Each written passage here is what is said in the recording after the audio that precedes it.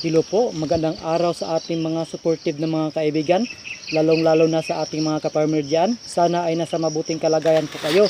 For today's video po ay pag-uusapan na naman natin ang tungkol sa buhay farmer. Ang buhay farmer po ay mahirap base sa mga narinig at kasabihan ng karamihan sa ating mga Pilipino. Kahit ano pa po yung mga trabaho natin at ano yung estado ng buhay natin, ay masasabi pa rin natin na napakahalaga ang pagtatanim. Hindi lang ito nakapagbigay tulong sa atin, sa environment natin, at sa magandang kalusugan at sa ikabubuti rin ng ating Department of Agriculture. Ihalin tulad po natin mga farmer sa pagtatanim ng banana at niyog. Bigyan po natin ng halaga ang mga ito. Dapat inspired po tayo, masaya ka, at alam mong malaking tulong ang maiabot ito sa iyo. Lalong-lalo na sa maging future ng iyong mga pamilya sa pagdating ng mga panahon.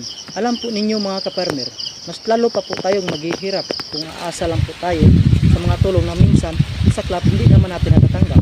Mas maganda at marangal kung tayo mismo ang kikilo sa sarili natin. Malaki man o maliit ang iyong taniman, ang malaga ay masaya ka sa iyong ginagawa. Hanggang dito lang po muna tayo mga ka-farmer. Kahit kaunti lang po yung mensahe natin, sana po ay nakapagbigay rin ito inspirasyon sa ating lahat. Sa ulitin po, maraming salamat.